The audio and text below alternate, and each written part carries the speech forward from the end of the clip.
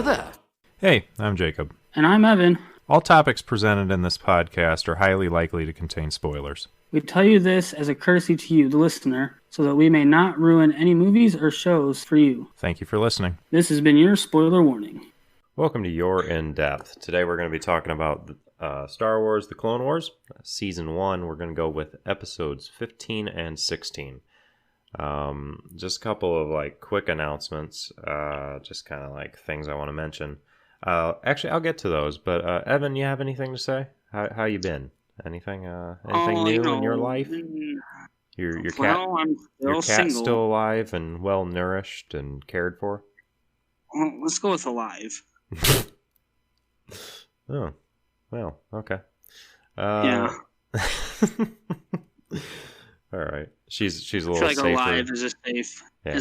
safe bet to go with. She's alive. Is she a little safer now that Gage has moved out and not trying to throw her in the dryer? Well, I do threaten to throw her in the oven a lot. Oh. Okay. I get that flayed meow meow, man. Sometimes you're just craving Chinese. Okay. Well, anyway, yeah, just a couple of things I want to throw out there, remind you guys of. First thing was actually a new announcement. We are now available on Amazon Music and Audible. We submitted our podcast to that, and hopefully get some new listeners on there. If you are from that, you should totally email us at YourInDepth@gmail or something like that. I don't know. It'll be in the description. It'll be in the description regardless. But, get in contact with us. Let us know what you're listening on, any suggestions you have. If you have a segment, a lot of podcasts that I've listened to have segments. For example, Gage introduced, well, he didn't introduce it to me, but we talked about that one called Time Suck a lot. They have various segments, and I think that's a cool additive to a podcast, whether it be some sort of thing we do. You and I, we share Star Wars news when we hear it, but that's not necessarily a consistent thing. But something similar. I don't know, just ideas. Send them to us, and also iTunes. We would love to have more reviews and ratings on that because that would help us get more recognition, more listeners. Just kind of helps with the iTunes and Apple thing, but also lets us know what you guys think. What you're thinking of us, what our stuff.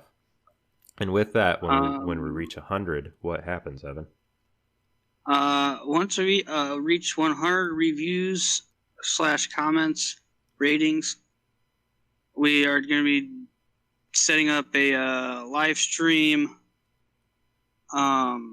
episode where you guys will be able to interact and ask questions as we are discussing.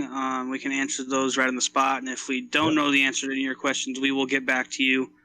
More than likely within the episode, honestly. Yeah, probably. If not within the episode, we would answer your question at the beginning of the next episode. But yeah.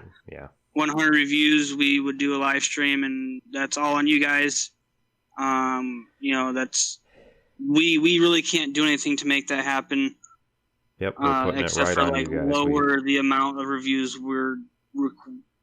we have set, which I don't think we're going to do that. No, I'm not really interested in that. We might, I'd be open to setting up another goal, hey, at 50 we do this, but we're setting that 100, that's when the live stream would happen. So, just some incentive if you guys are interested in that, to work towards. Another, I guess, I don't want to call it a reward, but another, I guess, milestone or every 1,000 downloads, we are releasing those blooper reels. We do have 2 out right now because we're over 2,000 downloads. Yep. And again, if you guys enjoy those blooper reels, that's on you guys to spread the word as what obviously we can spread the word as well, but it really helps if you guys spread the word to friends and family to get more downloads. So if you guys enjoy those, definitely pass along the info. Yep. And 2 more things. We're going to dive into the episode. First thing is, if you guys are into video games, anything like that, you want to go see what else we do on our free time, spare time. I kind of tried to blend those two, and I sounded like an idiot. But regardless, on our spare time, we have 2 YouTube channels that this channel's kind of largely associated with, I feel like. I mean, this one, it's posted directly to Rude, Crude, and Socially Unacceptable. That's the one that I place video game playthroughs and just fun on, a lot of which are going to be and have been with Evan. And then Evan has his where I think you live stream maybe more than you do recordings and like actual videos, but like still you do video game stuff, and that's Future Instinct. So, support over on those would be largely appreciated. And if you're already a subscriber to those, thank you. Last thing. So I had a group text that had a couple of people in it. One of which was Patrick, who I started that Rude, Crude, and Socially Unacceptable with. And then a bunch more people were joined into it. And Evan, you and I went to high school with them, so you and I know them. And I'm not going to include last names just for privacy's sake. But one of them is Seth, and another one is Lane, and then Jed, and some others. Well, anyway, Lane and Jed had informed me that they have started a podcast. And I know that something to do with, trying to get your name out there is networking. And I don't know, if you'd be up for doing a collaborative thing with them, that's just an idea. You don't have to even state your opinion on that, but I just wanted to throw that out there because I do want to shout them out. I want to say, if anybody listens to this that just wants to go and listen to, honestly, from what I've seen, it's just kind of their opinions on stuff. They chat about various things. There's like this, in the description of their very first episode, which, whatever, they talk about COVID, politics. They even talk about Star Wars, somebody's old job. They talk about Epstein. Okay, that should be interesting. Candy, pizza, Spain, would you rather. They talk about a lot of different stuff, but they are called the Gentleman's Bureau, and there's 3 of them, and one of which I can't really identify without saying his last name, so I'm just not gonna even try that. But there's 3 of them. They do that. Just want to give a quick shout out because they're friends, and I want to help them out in any way. But I say, let's get on with the episode. Real quick, some Star Wars news. Okay. Yeah. Star Wars news. Blah, blah, blah, blah. I don't know what kind of... There's no segment. So real quick with the Kenobi series. Yep. It has been confirmed that it's only going to be 1 season long. Mm-hmm. Unfortunately, because I'd like to see a lot more than just a season, but... Oh, yeah. Yeah, 1 season long. And then also, in a previous episode, I had mentioned that there was rumors going around Disney of rewriting or resetting or just deleting the sequel trilogy. Correct. And you said there are, and just in our conversation, you said there's 3 different... Sorry, I'm just trying to kind of like feed off of the conversation. 3 different scenarios in which they handle that? Yeah, so a little bit more information has come out, and it's still kind of rumors, kind of up in the air. Not sure how accurate it is at this point. But from what I've found, there's 3 paths that they're thinking of going with that, and the first one is, so option 1 or their first first of 3 options that they're thinking of going with is to revise rather than delete, or revise instead of just completely getting rid of the sequel trilogy. And basically what that entails, if they go with that option, is using something called the Veil of the Force, which is introduced in Star Wars Rebels. So if you're interested in that, go ahead and watch Rebels. You'll get a little more explanation on that. But basically they would use that to go back in time to warn Luke not to try and kill Ben Solo. And basically, this does not change Ben from going to the dark side. He still becomes Kylo Ren. The Force Awakens still goes out almost exactly as it did, 1 or 2 small little tweaks. The Last Jedi, though, gets massively redone. as I said, Ben still becomes Kylo Ren. But instead of that, I guess, fight, quote unquote fight between Luke and Kylo Ren there towards the end, that doesn't happen because they're not. Kylo Ren doesn't blame Luke for falling to the dark side, doesn't blame Luke for trying to kill him because that didn't happen if this is the way it goes. So there'd be a lot of changes to The Last Jedi, but then The Rise of Skywalker would take a huge just turn. It would basically become a whole new movie.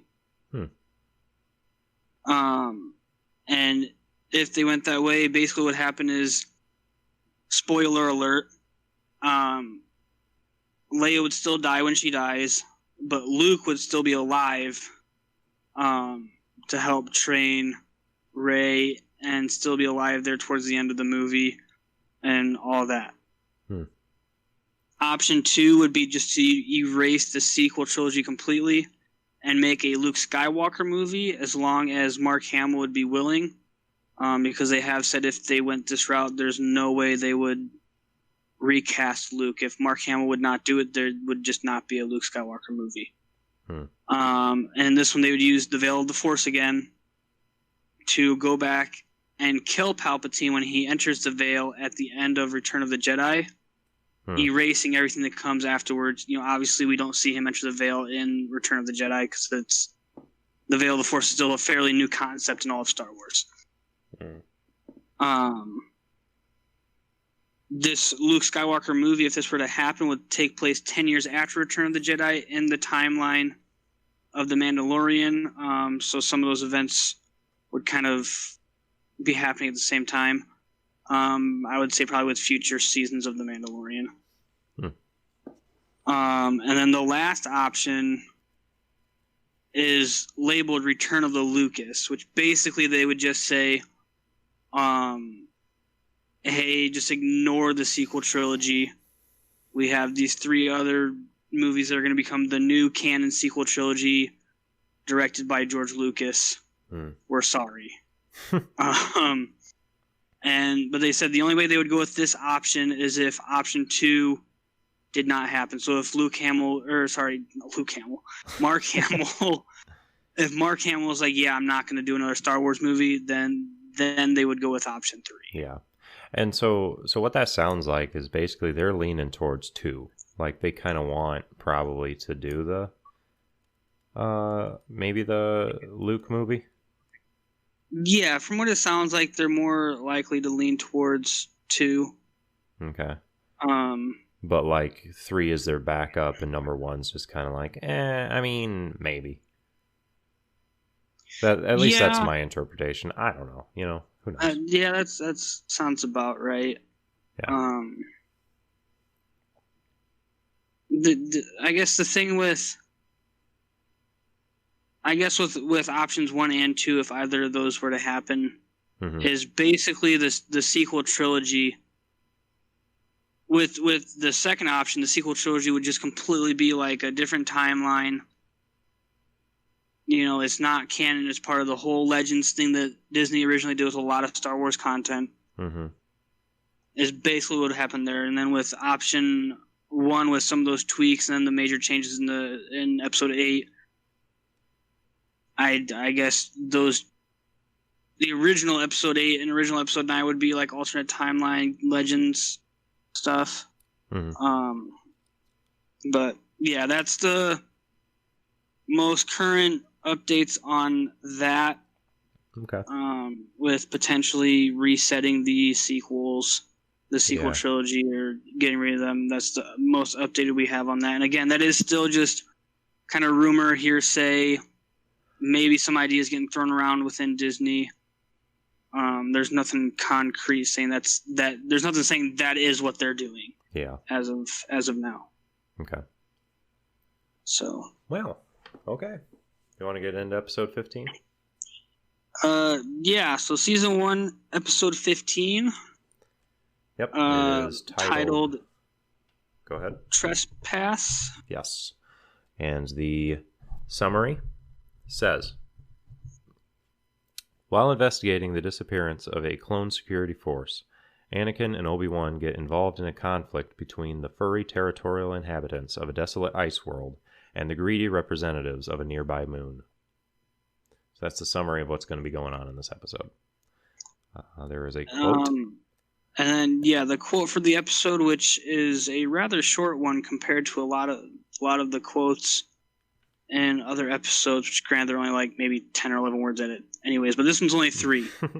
But I do think that this quote could be heavily applied to a lot of people today. Yes. Arrogance diminishes wisdom. So basically, like, just because you're the smartest guy in the room doesn't mean you get to be a to everybody. Because, like, yeah, you might be the smartest guy, but if you're just mean to everybody, no one's going to listen to you anyways. Yeah. So. Well, also, when you're too arrogant, you're. I feel like you could kind of like make the analogy, right? It's like they're very arrogant. They think they're higher above everybody else. Their head's in the clouds in a way, and in that it clouds their judgment. You know, they think yeah, it makes them very mistake prone. Yeah. Yep. But yeah. Anyway, and I do just want to say though, with that summary that you read to us, it's not greedy representatives. I feel like it's more like greedy representative. Sorry. Let me single instead of plural. Let me change that a little bit. So, while investigating the disappearance of a clone security force, Anakin and Sexy Man get involved in a conflict between the get involved in a conflict between the furry territorial inhabitants of a desolate ice world and the greedy chairman of a nearby moon. That's basically how that should read. Basically, yeah. I just have to point out, I'm not gay, but Obi-Wan Kenobi, oh my god. Oh, I'm not either. I got married a couple weeks ago, but oh gosh, dang, Obi-Wan, Ewan McGregor, especially. But in this, it's just Obi-Wan, which regardless, just the character. Yeah. But oh. So. Episode 15 kicks off with... my point really quick with that was that I got married to a woman. I guess I didn't clarify. Yeah, nice try, Jacob. You were there. Shut up. You were literally the person standing for me. Shut up. Anyways... episode 15 kicks off with, as you said in the summary, clone security forces have... The contact with those clone security forces have been lost between them and the Republic. So, as you said, Anakin and Obi-Wan, along with clones, are on their way to the planet Orto Plutonia. Yes. To investigate, figure out what's going on. Right. And then those dignitaries are from the moon Pantora. Yeah. And just to clarify, the reason those dignitaries are there is it is believed that on the planet Ordo Plutonia that there is no life. So basically the way it works in the Star Wars universe, since there's life on the moon, that government of that moon is basically charged with protection of the planet. Yes. So if something happens on the planet, they are responsible for figuring out what happened and if it was some sort of crime for bringing those criminals to justice. Mm-hmm. So just to explain why they are there. Right. So they land and they get out, and it's definitely an ice planet. Like there's icy weather, and it is like I think I made the analogy a while ago, or the comparison. It's like Hoth kind of, but like a little jacked up, like a little bit. There's big ice pillars and stuff, and it's definitely a cold place. Yeah. And they're kind of discussing that a little bit, and figuring out it's like, yeah, there's no life here basically. But there was a base on there of clones, and I think you said they lost contact to it or something like that. Yeah, so contact was lost between the base and the rest of the Republic. Right. And real quick, just for the audience, it is Chairman Cho and Senator Chuchi. Yeah. Are the representatives from the moon of Pantora. Right. That are sent. This And so Chairman Cho is basically like the ruler of Pantora, yeah, like elected official, the ruler of their right. And just people, to give, and then so really quick, Senator Evan. Chuchi is located in the Galactic Senate. Correct. Just to give a little bit of an I guess a picture of what they look like. Chairman, was it Cho? Yeah. He basically looks like Avatar meets Ichabod Crane, and also kind of like has like a crane nose to him, right? He's got like a beak. He looks really mean. He looks like an old kind of Sherlock Holmes looking Avatar in a way. Okay, Jacob, you don't have to be polite about it. He looks like a. Well, no. Yeah, he does. And then Senator Chuchi is like a blue Padme / Leia. Basically, yeah, if Leia and Padme mixed together, which is, I guess technically is just kind of Padme, but regardless, if she made different life choices and started the Naboo Blue Man group, this would be her. Yeah. So, anyway, they enter that base that they lost connection was with, and they're kind of investigating, and as soon as they walk in, there are clone helmets sticking on spikes. And just kind of like being like, well, they're a bunch of, it's basically like, warning it's off like, of, yeah, they're dead. Right. Yeah, they're dead. They died. That's what happened to them. But as they see this, I think Cho kind of says something along the lines of, do you think it's separatists? And Obi-Wan just kind of like, I don't know. Kind of like immediately hesitant. He's like, this doesn't seem like something hesitant. Separatists. Yeah, and do. Like... The chairman wasn't even like, do you think this is separate? Like, he was straight up like, this must be the separatists. Oh, like, yeah. He was a little more assertive. It has to be them. He was like, this has to be a separatist, yeah.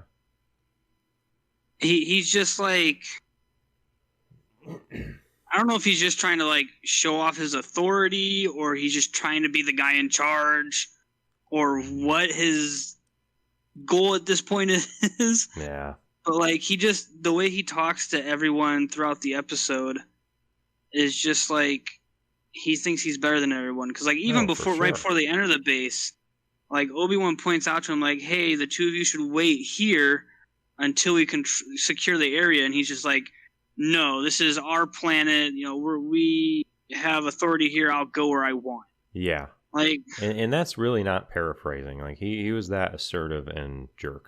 Like, he was a jerk about it. But as they... So, I guess what events unfold, they hear something about there's a droid base nearby, which I think was just a crashed droid ship, it almost looked like. But that's what it looked like, yeah. But it was a base, apparently. And they went there and basically saw the same thing. Something had attacked the droid base and left their little droid heads on pikes. Yeah, and even before they went to the droid base, though, like, it was even pointed out that none of the computers in the Republic base had been touched. Nothing was downloaded. Nothing was corrupted. And, again, back to the chairman, like, he is completely ignoring this major piece of evidence showing that it was not the Separatists that attacked the clones. And then, once they get to the droid base as well, they find the exact same thing. Right. Like, the droid's computers had not been touched. Nothing downloaded. Nothing corrupted. Like, they just basically found the clone helmets and the droid heads on display as, like, almost like trophies or, like, almost as, like, a warning, right. And that's not something Separatists do. I mean... Yeah. To clones, let alone they don't do it to their own men, or their own clankers. But, so it's clearly not the Separatists. And so, Anakin and Rex go through one part of the Separatist base. Obi-Wan and a couple other clones go through another. Yeah. And that's where Anakin and Rex find that large footprint. Right, giant footprint. And like it's obviously like 3 or 4 times larger than like a normal person's foot. Yeah. And I think at this point Obi-Wan tells, like, tells one of the clones to make a mold of it, so they can study it. They can study the footprint later, and maybe determine what kind of species it was here. Hmm. And it's at this point, Anakin gets told that sensor relays have been put in place around the area, so they can, get a little warning if something comes in. And he reports it over to Obi-Wan, who then finds a recording in the droid base of a droid being destroyed by some creature. And we see that recording, that hologram. The droid's like backing up and firing, and he's calling for help to their higher ups. And then some weird creature comes out from the side out of nowhere really fast and like more or less tackles it out of the hologram camera, I guess. Yeah. Yeah, and from there it's like, I mean, it's clear. Yeah, not separatists. That's kind of confirming it right there. Yeah, and it kind of cracked me up though, because at that point, Obi-Wan makes the comment of, or Anakin asks, like, what was that? And Obi-Wan's like, I don't know, but it's clearly a skilled warrior. Yeah. And I was just like, how skilled of a warrior do you have to be to jump into a droid from the side and tackle it? Yeah, really. But okay, Well, let's roll a skilled warrior. I guess, but maybe he's like going off of the fact that like he sees what did this, and then he's noticing what happened to all of them, and kind of drawing the connection. Maybe. Yeah, it could be, yeah. But I can see that. Especially if they're thinking it's just one creature that did all of this, I could definitely see like a skilled warrior type of mentality coming to Obi-Wan, but we never get clarification on why he said skilled warrior. Right. Which I just kind of found that kind of amusing, Yeah. Yeah. But then after that hologram recording, they search through some of the droids' computers and they find out that the droids were investigating something on the South Ridge. Mm-hmm. And so Obi-Wan and Anakin decide to go investigate the South Ridge, see if they can find some more answers. It then jumps back over to the Republic base with Senator Chuchi and Chairman Cho. And the chairman is giving out orders to, get the shields back online and weapon systems repaired, and basically get ready for attack with, again, no evidence pointing to separatists being the ones attacked. And he's constantly making the comment of it must have been the separatists. The separatists have to have done this. Like he's failing to kind of expand his mind a little bit or open up to the fact that it might not have been separatists. Yeah. And the senator even makes a comment along the lines of like, well, maybe it's not the separatists. This doesn't look like anything that we've seen separatists do. And if it's not the separatists, maybe there's a chance for peace. Maybe we can have negotiations. And again, the chairman just jumps right back at her like, well, if it's not the separatists, it's some sort of hostile force that's invading this planet, shouldn't be here, and we need to exterminate them, is basically what he says. Yeah. And it just seems like he's just like a huge like warmonger. Like he just wants to get into a fight for whatever reason. Like he's not willing to look at it from a diplomatic stance, even though he's the chairman, he's the head of their entire species. Yeah. But yeah. And he's just a he really is. Yeah. So then sorry. It jumps back over it goes back to Obi-Wan and Anakin. Yeah. And as they're searching, they see a glimmer in the distance. Warzone and other games. Sniper reference. But and they kind of start to see that they're approaching something that's like possibly an enemy, but like it's something living. And as they continue to go on, they start seeing these creatures, and they end up at one that kind of like I think leads them to a village, or maybe they just end up at a village. But well, they end up at a village, but when I saw the living quarters, I guess it was like, are these supposed to be tents? Are these supposed to be huts? yeah, Are these creatures nomads, or are they just like not very technologically advanced, but they've created a village? Yeah. It was kind of unclear based off of what we saw of what their current civilization is at, or like Right. where they're at in their own like kind of like timeline.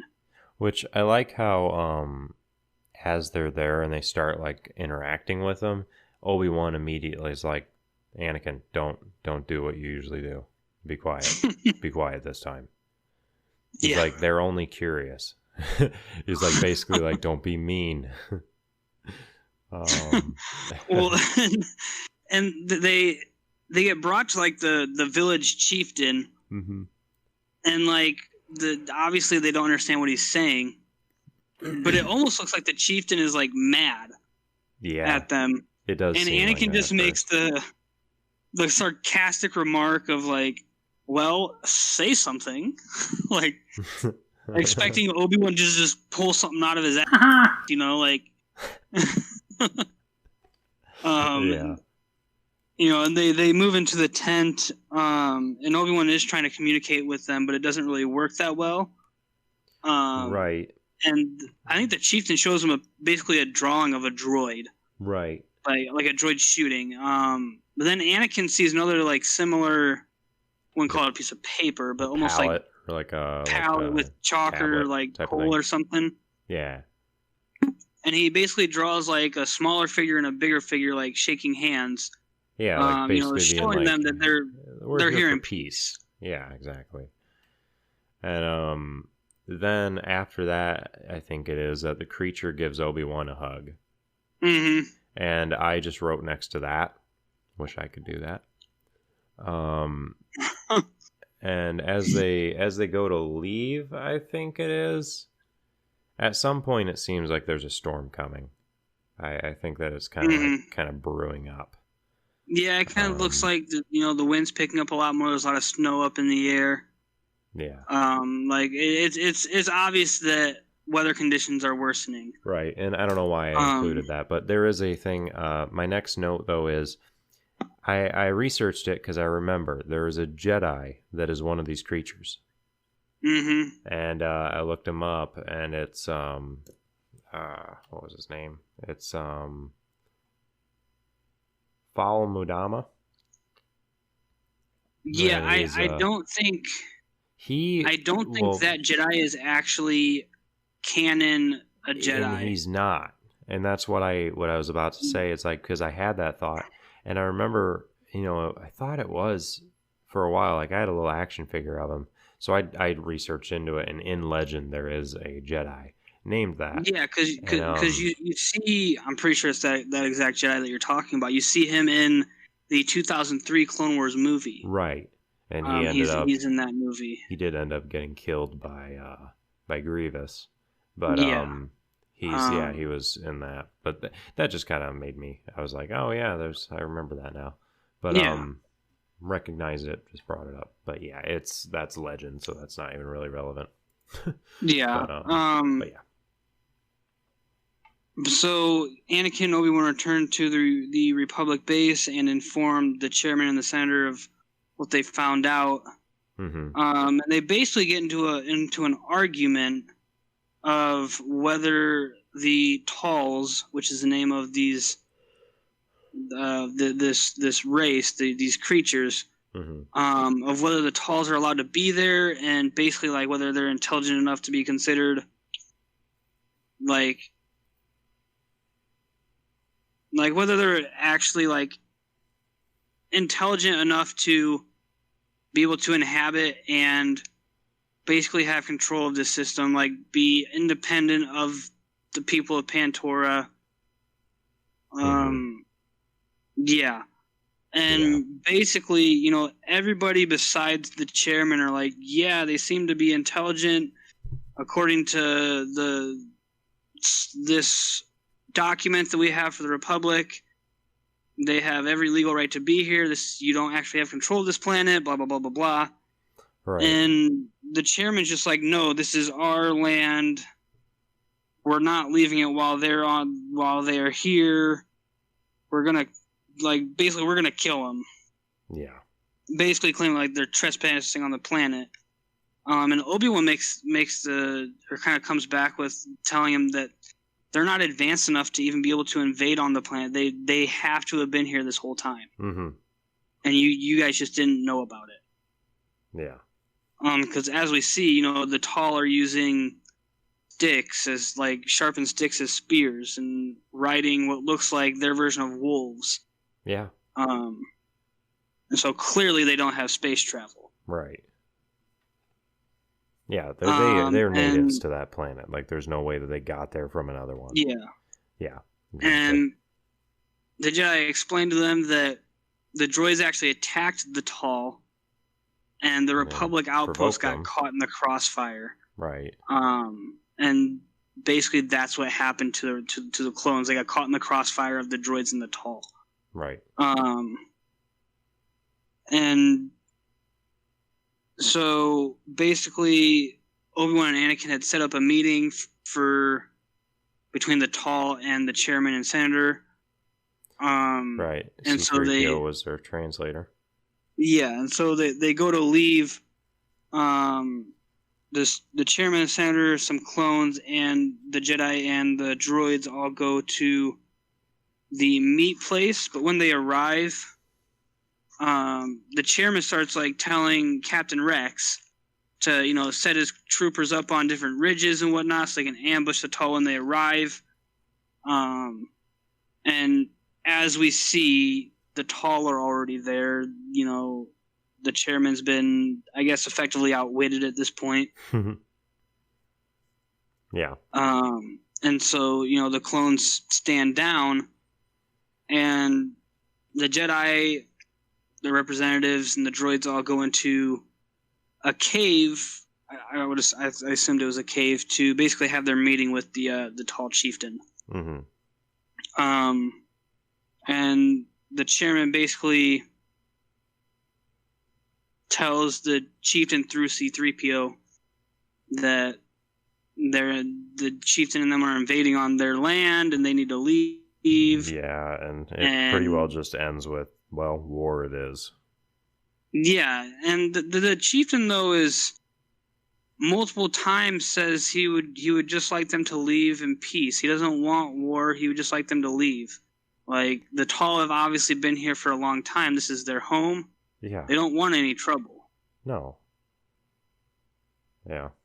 He's constantly saying that, and the chairman's just kind of like, get out, or I'll kill you. And so, basically war it is. Mm-hmm. And so they all go their separate ways.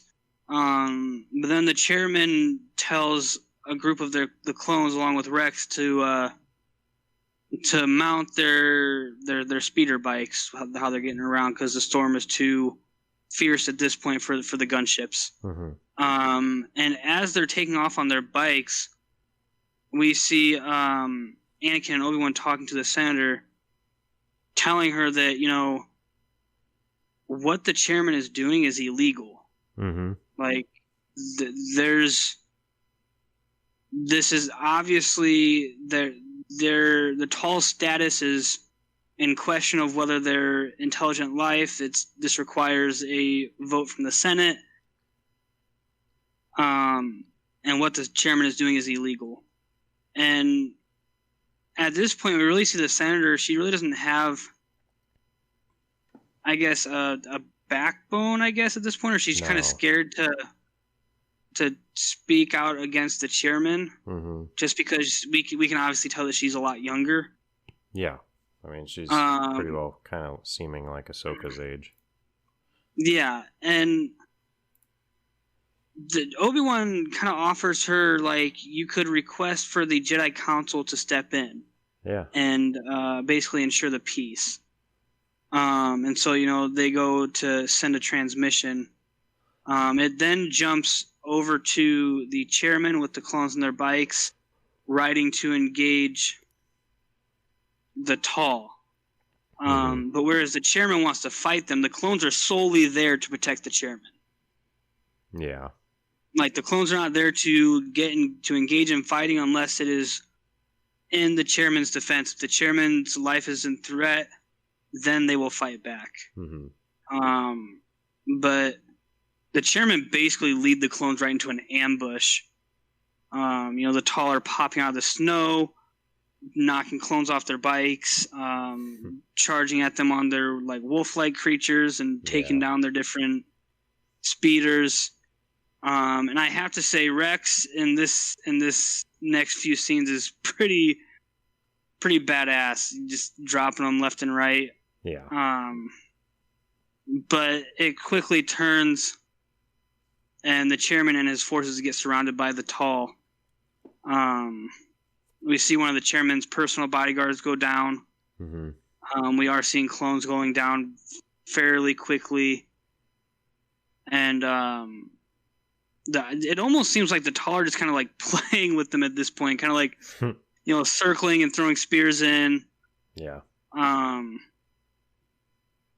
And just kind of messing with them in general. And Rex at this point is basically telling the chairman they got to fall back. They're losing too many guys. The situation's getting too bad. They can't hold out. And you know, the chairman, being is the arrogant guy that he is, like, we can't surrender to these beasts. We have to push them back, stand our ground. Yeah. And he actually ends up taking a spear in the back, being severely injured. And you know, we see Rex kind of like dodging spears and taking out some of the Tall here. And basically grabs the chairman along with the few clones that are still alive, and they hightail it out of there with the Tall, you know, hot on their trail. Yeah. You know, we're still seeing clones get taken out even as they're retreating. And it's just kind of obvious that, you know, the chairman is he's duped. Like, the Tall obviously like know the terrain a lot better than them. They know what they're doing. Like, the chairman has just gotten way over his head. Yeah. And then it jumps back to sorry.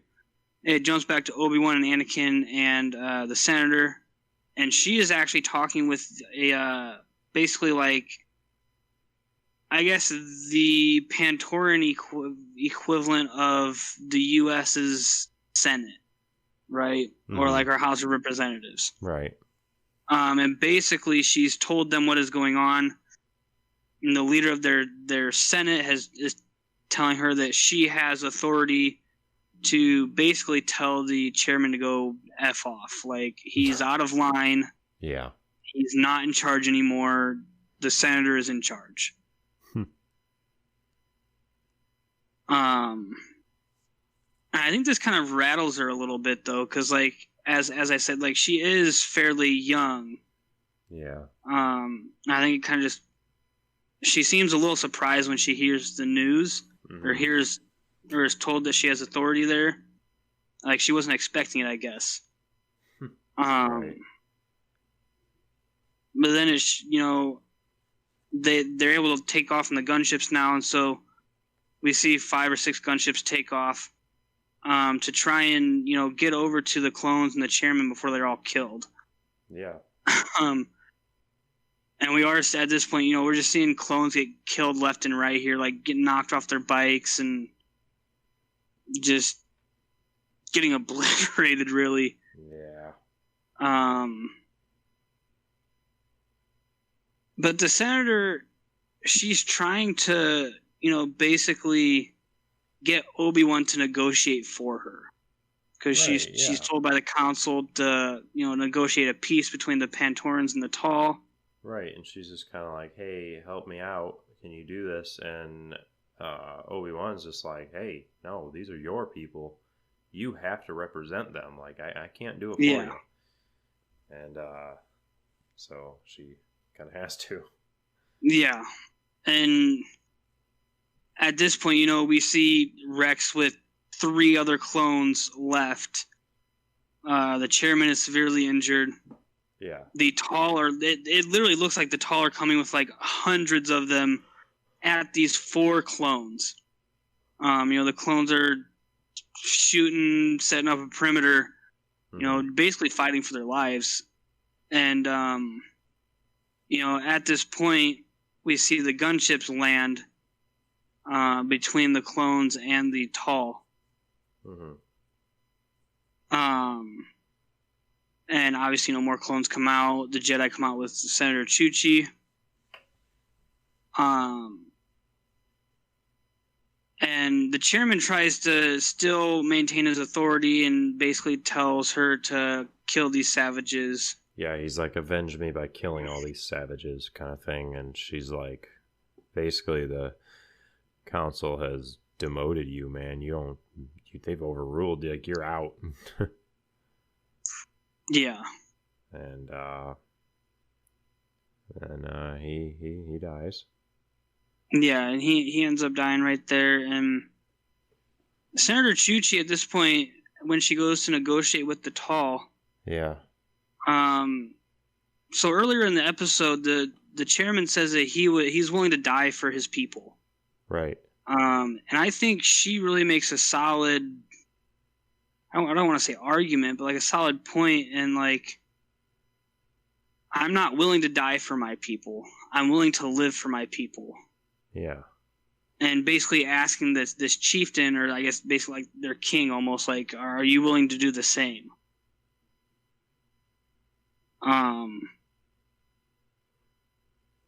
And again, you know, we see C-3PO over there just translating like a little schmuck that he is. Yeah, and basically, I mean, she's just like you said, it's like, hey, I don't want to lose any more of my people. I want to live for them, and I want to fight for them, but I want to live. And can you do the same? And he, you know, and he ends up, he ends up agreeing, but what my note is that Senator Blue Padme acknowledges them as equal and leaves them alone. Yay! Because that's kind of she established peace. Yeah. And was like, listen, you guys are here. We're going to take off. Like, this is how it should be. You guys, yeah. And after she's established that, Obi-Wan makes the comment. He's like, make this peace last. Like, basically being like, hey, the fight isn't over. You still got to fight to maintain it. But yeah, and this is what I was actually going to bring up. Okay, yeah. Yeah. You know, and he even says, like, not just in this war or this battle that happened or with these people, but with all wars to come. You know, strive to be an example, to, you know, push for peace wherever you can. Mm-hmm. You know, to basically be like a shining light for your people. Right. Which I think is advice that a lot of people today could definitely use. Mm-hmm. You know, strive to be better than you were the day before. You know, strive to be an example to those around you, and just to better yourself and everybody else around you in general. I think it's definitely good advice for everybody. Yeah, for sure. But how does that episode end? It's pretty well that. It's like, make this peace last. It ends right there with, you know, the Republic forces and all of them getting on the gunships and you know, leaving the planet. Yeah. And it goes and just cuts to credits from there. Right. So right now is our intermission. I'm going to go ahead and run and grab a glass of water. If that's okay with you, Evan? No, it's not. All right, well, too bad. Oh. I'll be right back.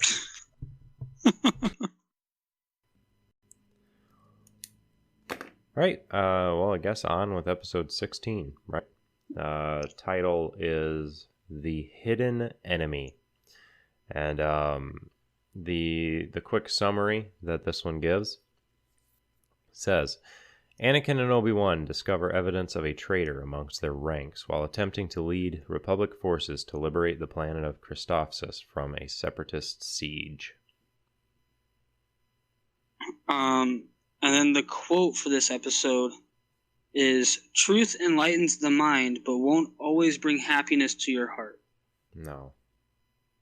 Just kind of like, sometimes the truth can hurt, but it's gonna make you realize that more likely than not, it's gonna make you realize that maybe you were wrong, or it's gonna kind of open your mind to a larger picture. And that kind of, you're not always gonna feel good when you hear the truth, Right.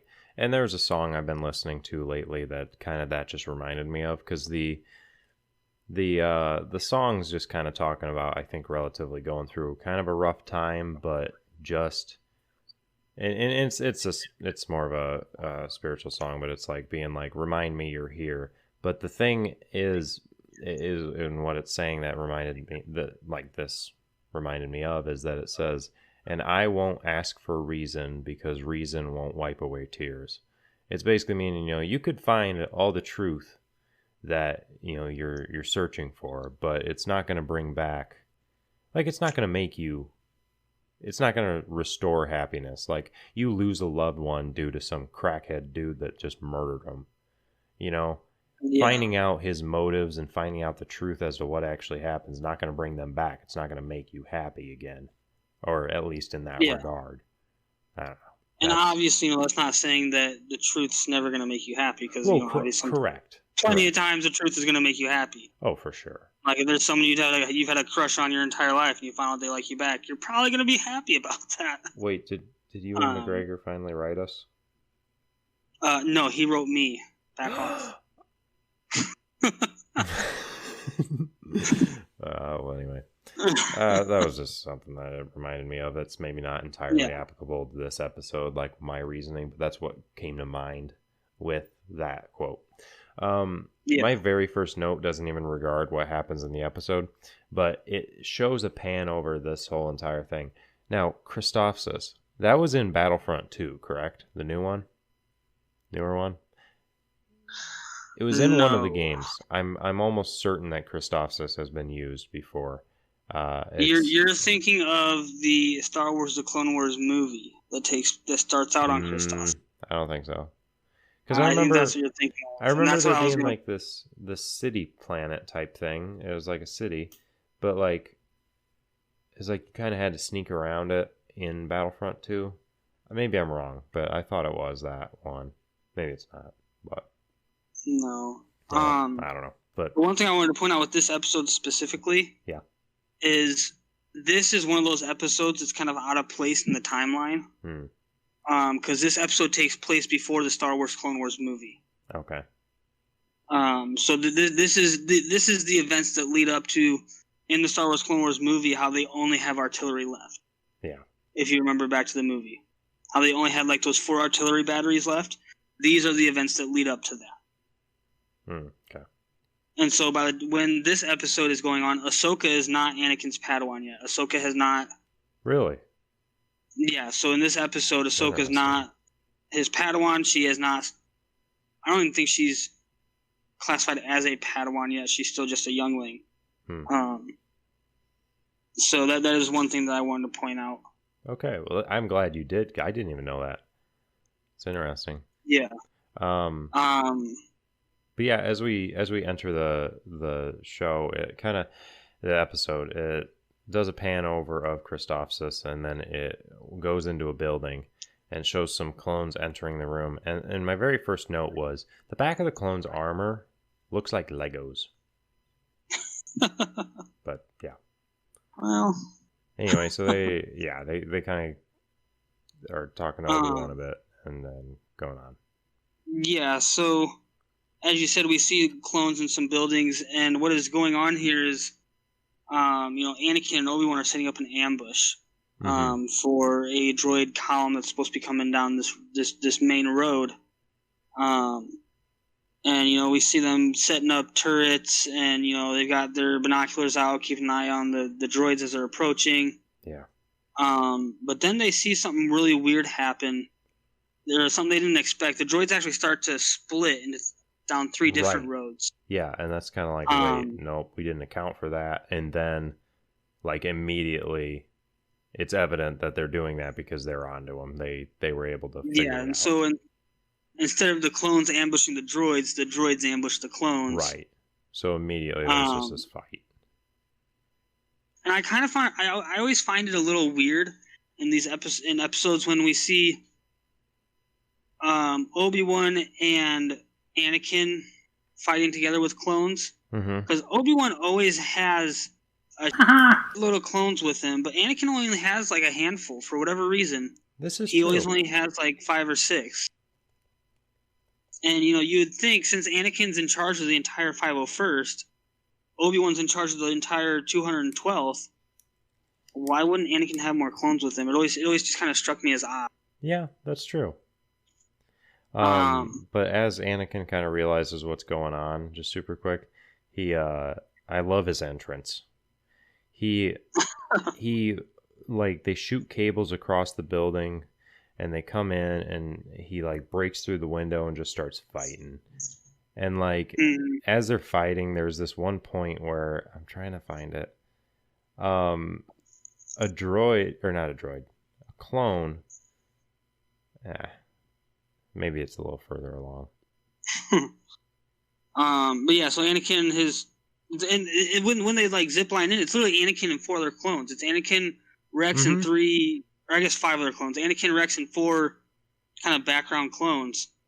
And, you know, and they get over to that other tower to help Obi-Wan.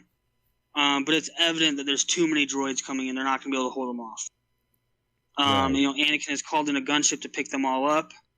And it's going to the South Tower, and that's why they had to, you know, zip line over to the South Tower where Obi-Wan and his clones were at. Yeah. So, you know, the Jedi and their remaining clones make their way up to the roof. They're waiting for the gunship, and, you know, the droids are still in hot pursuit. And when the gunship, because I'm a little further ahead than you, when the gunship actually goes to get them, I love how they're loading it up, and one clone just jumps off, takes off, running to that tactical droid, and just tears off its head and takes off running back. Because, like, it was because, you know, it's a tactical droid. There's information within its head, but, like, it was just so funny to me because I didn't realize that at first. So he just runs up, steals its head, and takes off, and I'm just laughing. I'm laughing. And I remember in the Lego Star Wars 3, The Clone Wars, this episode is one of the missions you do. And with that tactical droid, if you shoot the tactical droid as one of the clones, its head pops off. And you can actually go and grab its head, and the clone, like, puts its head on his head. And the tactical droid's body just keeps walking around shooting at you in the game. That's funny. Yeah. As so they get, go ahead. Yeah, sorry. I was saying, as they're getting back to base, you know, they plug the tactical droid into its head into, you know, their systems to try and figure out what happened, what went wrong. Right. And then what they discover is that, like, they were aware of their plans. Yeah. Like, they were fully, like, they were never really ahead of the droids because they were already known. And so they start questioning. It's like, how did they know? There must be a mole. Yeah. And so basically somebody within their ranks pulled a really slick move and let go the you know, the plans. Yeah. And, you know, Anakin kind of makes the comment of, you know, like, how could we have left ourselves so open? Like, how could we have left our plans went out? How could we have left ourselves so vulnerable to this? And that's where, like, as you said, you know, Obi-Wan's like, I don't think we did. You know? Yeah. Like, we didn't leave ourselves open to this. This was inside job. Yeah. And and you know, so Rex kind of figure out. Yeah, Anakin and Obi-Wan have Rex and Cody do a, you know, kind of an internal investigation, keeping it to themselves between those 4 alone. Because, you know, they don't know who the spy could be. They don't know who they can trust at this point, so they got to figure that out. Right. And as Rex and Cody are leaving their kind of command center, they see a clone. Looks like he's spying on them, and they see him take off, and they're going after him. They split up, and they end up losing the clone in, I believe it's the mess hall. Yeah. Which, is obviously a predicament because clones look alike, and Right. the clone is in normal clone trooper armor. He doesn't have special armor like Rex or Cody. Right. So, it could be any of the clones in there. They have no idea. Yeah. And the clone had that typical, clone buzz cut. Right. And, so, I mean, by that, they could kind of, figure out some of the clones aren't the spy just because the haircut alone, or different colored hair, But even then, an army full of clones can be hard to find a spy. Right. And then, so meanwhile, Obi-Wan and Anakin are taken off. They are on their way. Where are they on their way to? They, if I remember correctly, they found a transmission of some sort, so a source, and the two of them are going. The two of them are going to investigate while Cody and Rex do their investigation. Right. But their comms get blocked by droids, as we see in the episode. Right. Mm-hmm. Basically, effectively cutting off Anakin and Obi-Wan from the rest of their troops. So if they got in trouble, they couldn't call for help. Right. And I think it's just clear. It's so clear that Anakin and Obi-Wan are walking into a trap because, we see all those droids up on the bridge, and none of them aim their guns at the Jedi. None of them take a pop shot. Nothing. No. And as as Anakin and Obi-Wan are talking, they're they said something, and I think Anakin goes, "That means this is a trap." That's unfortunate for them. Yeah, and even on their way there, though, Anakin makes a comment of it seems we picked up some friends. They know the droids are following them. They just don't care. They 100% know, and they're just that's whatever. They don't know what they're getting into by trying this kind of thing. Yeah. Yeah. It jumps back to Rex and Cody, and they're still trying to figure out what's going on. They're trying to go through some data to figure out, maybe get a hint or two at, who the traitor is, and that, they track it to a specific terminal of where the data is being sent out at. So, that narrows it down quite a bit. It does, and they trace it to being a member of a clone named Slick, their crew. Yeah. They're so we got to go check it out. Yeah.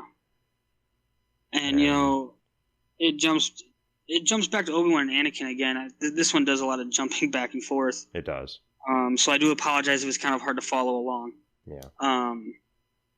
But it jumps back to Anakin and Obi-Wan, and they get to their destination, and they enter this building. And again, it jumps right back to Rex and Cody, and they're talking to Slick. And he's wanting to talk to his guys first, not, make sure it's kind of give him a heads up of what's going on. Right. Which, as as I was in the military, and when something like this happens where a higher up wants to talk to low level guys, very often you'll have a sergeant, which Slick is a sergeant if I'm not mistaken in this episode. You'll have a sergeant or a staff sergeant or someone in between the high rank and the low ranks. You'll have someone in between there, they'll want to talk to their guys. They'll want to let them know that hey, the captain or the commander or this general is coming to talk to us. This is kind of what it's about. It's a very common thing for a small unit leader to want to keep his guys informed as best as he can. Yeah. So it's not really a surprise that he wants to talk to his guys. Right.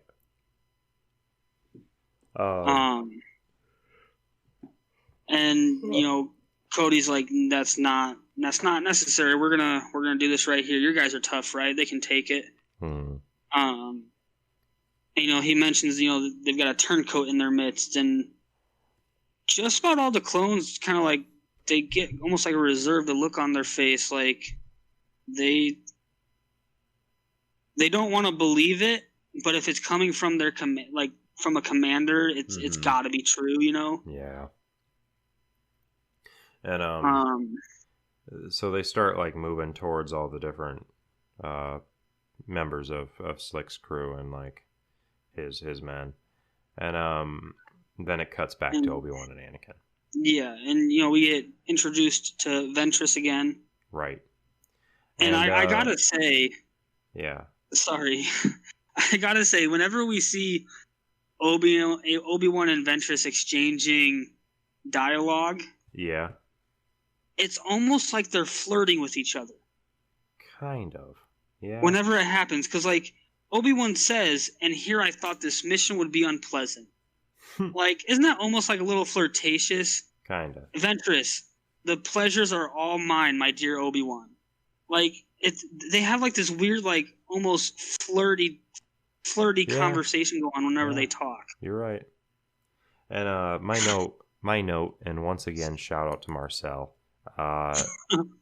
Ventress is disgusting, bro. I don't know why you think, like, dude, I cannot stand her, but whatever. This thought just came to my mind. I don't know why I thought of it now. I'm pretty sure I said it back when we were covering the Phantom Menace. Yeah.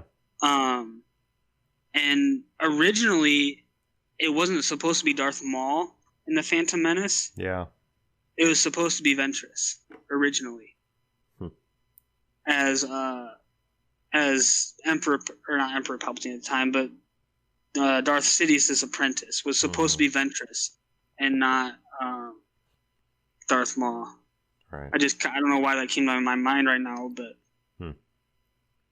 Well, it cuts back, and they are interrogating the men. Yeah. And a lot of them, I mean, you know, they're just saying like, the first one's like, I'm sorry, I'm really nervous. I was doing stuff. I was cleaning up after my whatever. You know, he's given good, answers. And then the other guy, another one, like kind of confirms it, being like, he's cleaning his weapon. He was cleaning his weapon. Like he's obsessive like that way.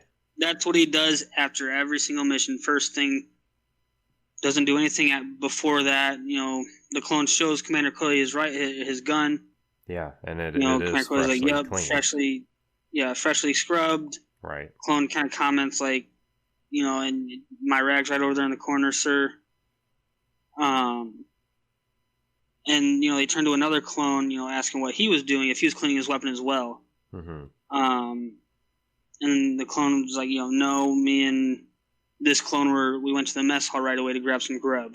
Right. And, you know, as Rex and Cody are kind of talking to him, you know, they're like, can anybody confirm that you were in the mess hall? Like, kind of very suspicious, like. Yeah. You know, obviously, you know, there's plenty of other clones there, sir. You can, you know, talk to any of them. They'll confirm that we were there. Mm-hmm. And I gotta say, the way that the clones can, like, tell each other apart like that. Yeah. Like, really, the only way I can tell clones apart is by either A, their armor. Yeah, or their haircut, B, right? So A, their armor, B, their haircut, or if they have, like, a distinguished scar. Oh, yeah. Like, Commander Wolf has that distinguished scar over his eye, and the one eye is milky.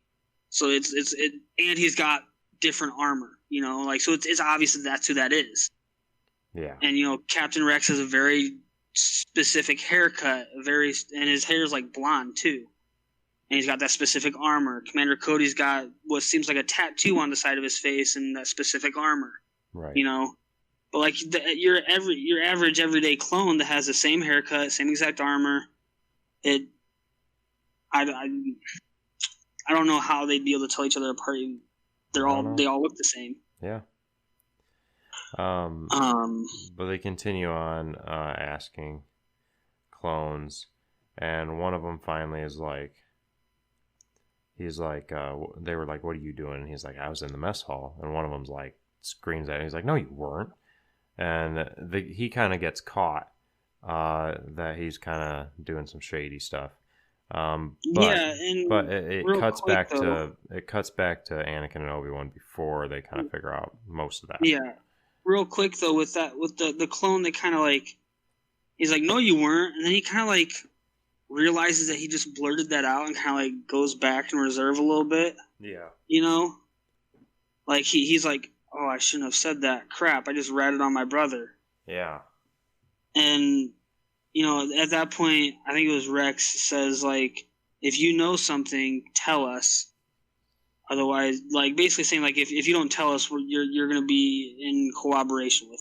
Mm-hmm. You know, and all the other clones kind of catch on now, and they're kind of like, what were you doing? Like, you didn't come into the mess hall until a while later. What were you doing? Yeah. You know, and then it cuts back to Obi-Wan and Anakin again with Ventress. Right. And they're kind of they get into a fight. So there's a lightsaber duel going on, and probably some like sarcastic kind of stuff. But then it goes back to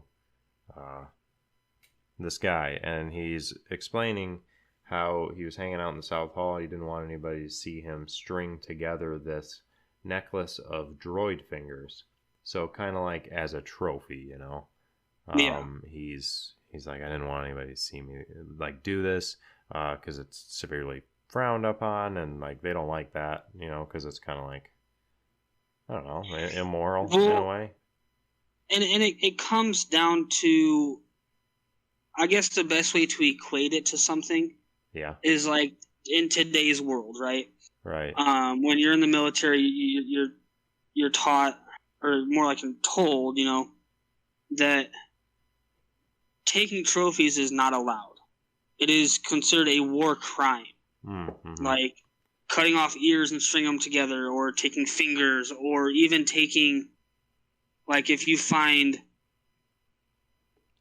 valuable gems or whatever in like a village, like in a hut that's been abandoned, or like in a village that's been abandoned, if you take that, it's a war crime. Like it's not okay, and I think that's the best way to kind of equate. Yeah, I mean, it literally is. To what this is. It's the same. I mean, it really is. Yeah.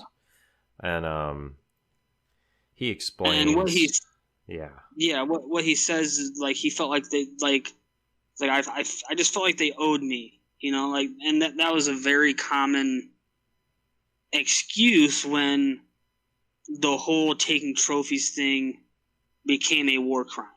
Yeah. Like when they first ran into people after it was considered a war crime, people that would take quote unquote trophies, that was a very common excuse. Like, well, you know, I just felt like I was owed something, like, you know, just to get something back from all this horror was a common excuse. Right, kind of like they take so much from me. I'm out here, they're taking the lives of my brothers. I deserve something to take from them, like that kind of thing. Yeah. Yeah. And we even hear from Slick, you know, whereas like Chopper has had an attitude before, you know, he's had an attitude, but Slick puts up with it because he has skill. Because of his skill, yeah, because of his skill in battle and whatnot. But then he says, you know, if you could lie about this, and your whole character is in question, you know, like. And he immediately gets defensive. What else you're lying about? And he immediately gets defensive and is like, you know, I'm not a spy. Like he screams that, and then he goes back. There's the duel still going on. It comes back, and he's continuing to make his case like I did not. And then Slick goes, "We'll get you a proper investigation," and he turns it around on Slick's like, "Well, wait a minute, where were you?" And like, you know, kind of thing. And even then, Slick kind of slips up here because, you know, he's like, we'll sort this all out when the Jedi get back. Oh yeah, yeah. But no one knew the Jedi were leaving except for Rex and Cody. Right, exactly. And that's kind of like, wait, how'd you know? Yeah.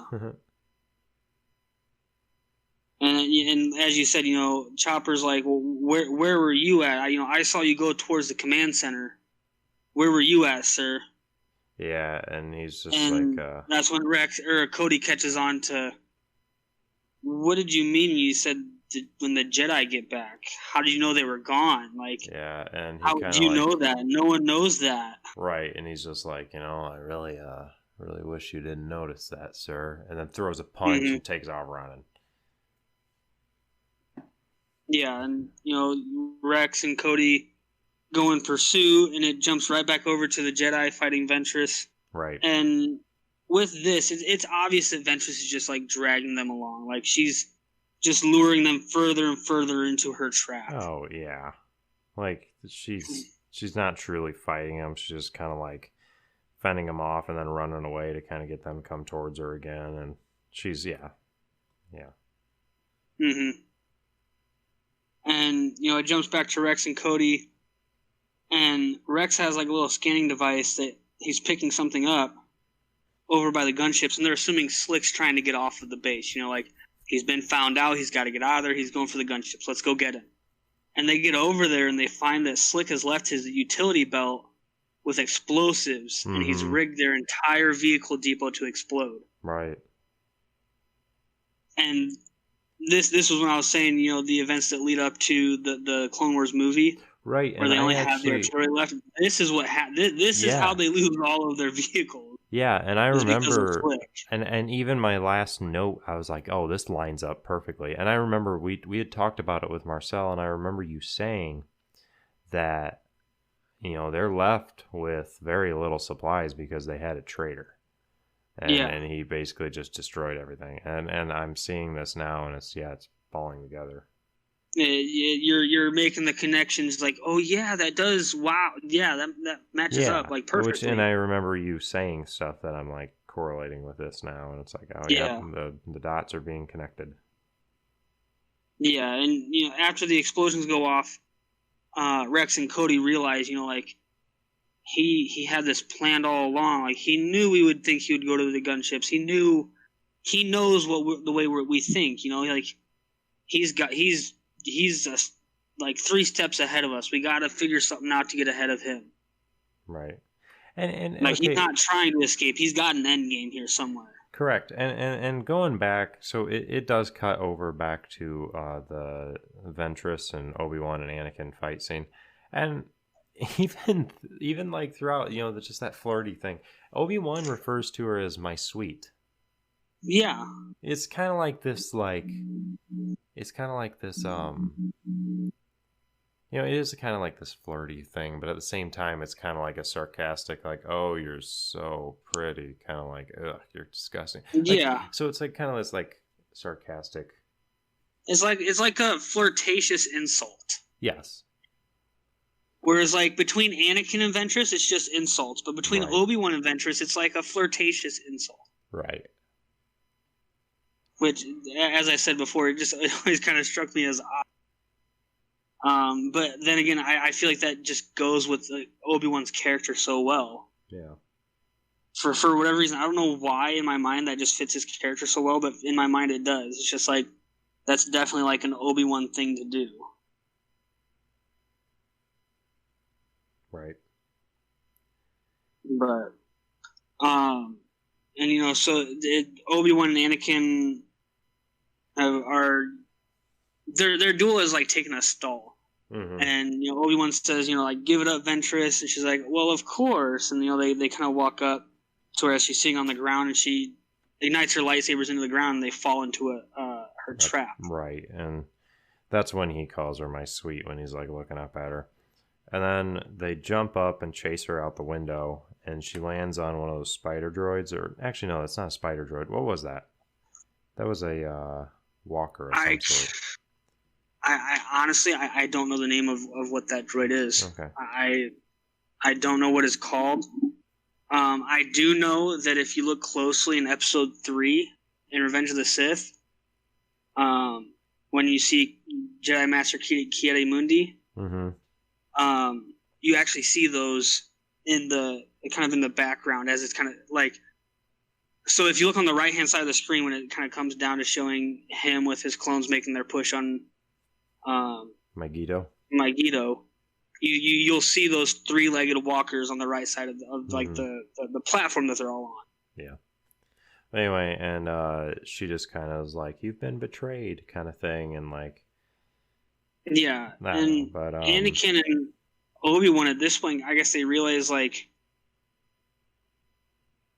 yeah, this was a trap, but this is a trap for a reason. She's not trying to kill us.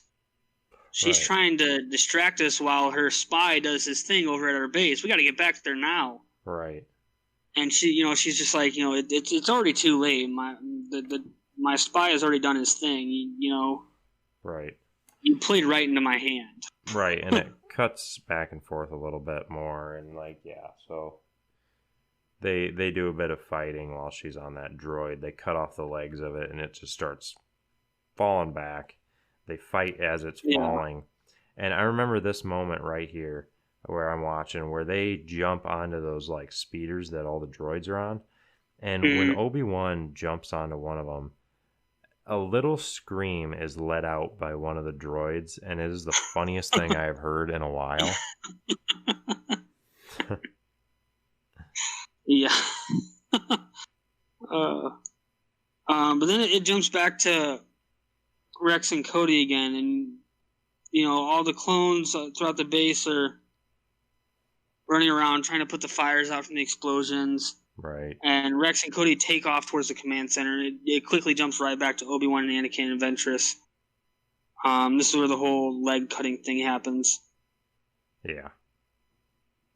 And as you said, the walker starts to fall. They have a little bit of a fight while it's falling. Anakin and Obi-Wan get out of there. And Ventress orders, and if you pay attention to the episode, you'll see that general from the Clone Wars movie. He makes an appearance in this episode as well. And she said, "March on the city," basically like wipe out all the clones there. And that general gives the order for the troops to move out. Yeah.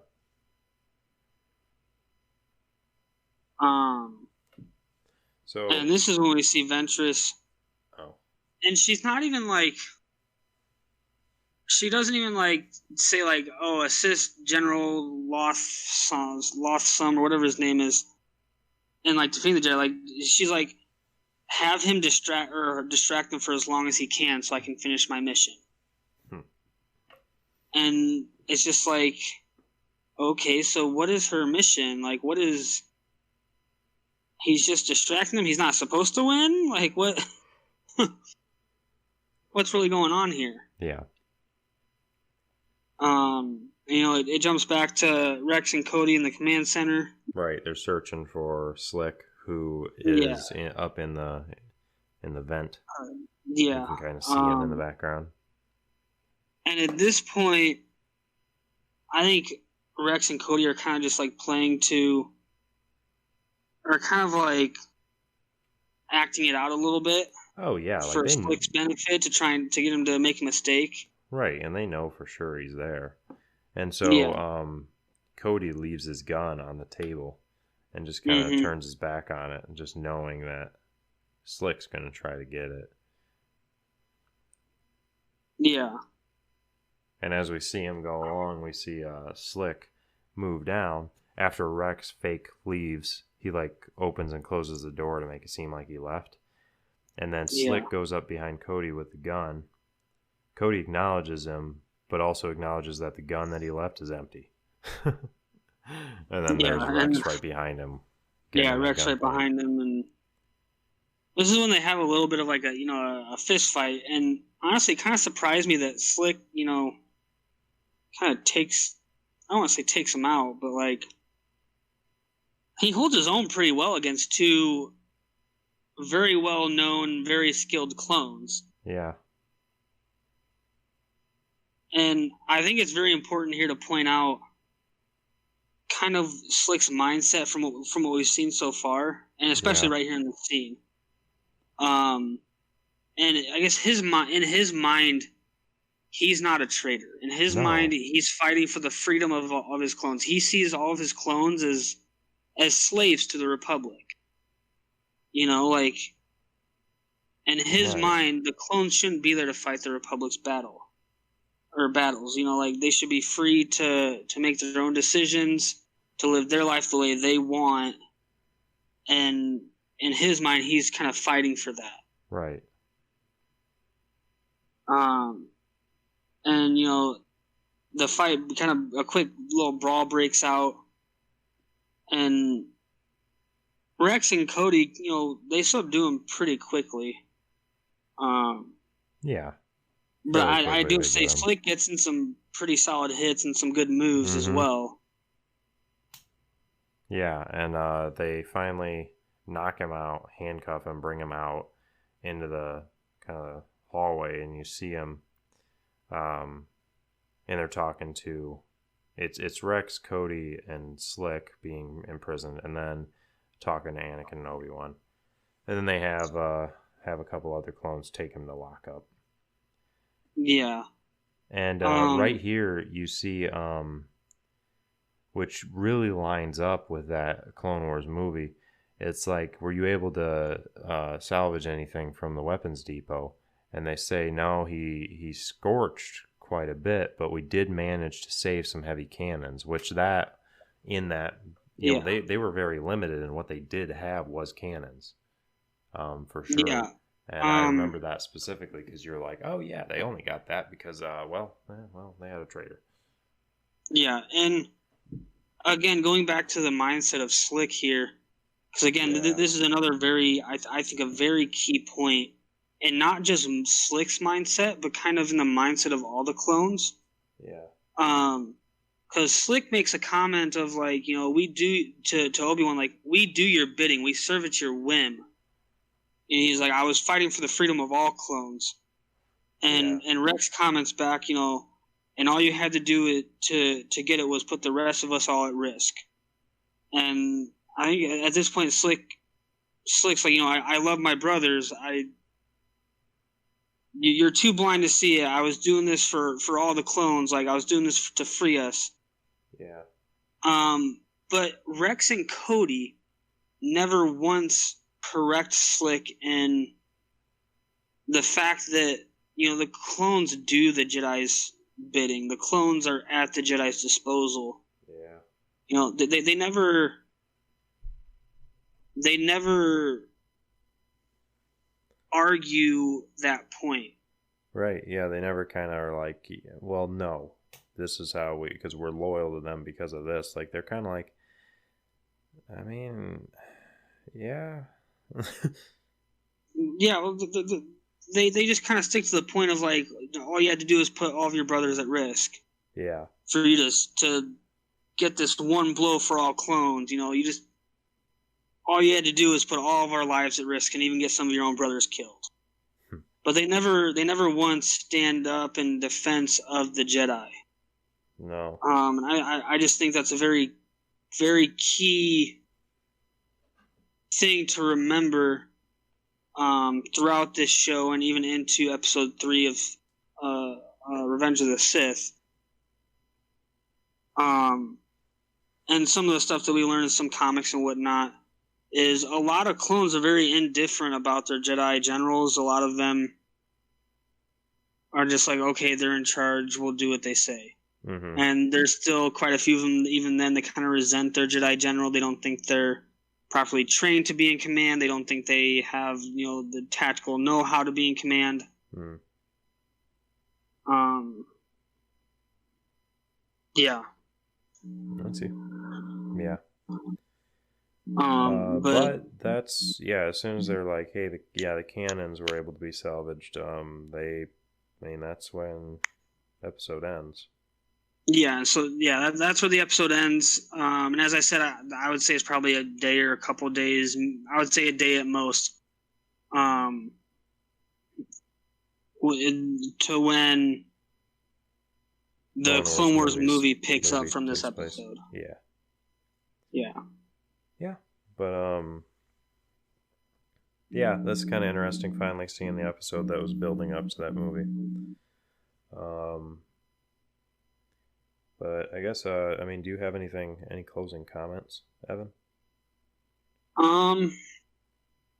Just a reminder for those, those 100 reviews and, correct, the 1,000 downloads. Yeah. We do have the Discord, which will be in we'll have a link in the description, as well as the email.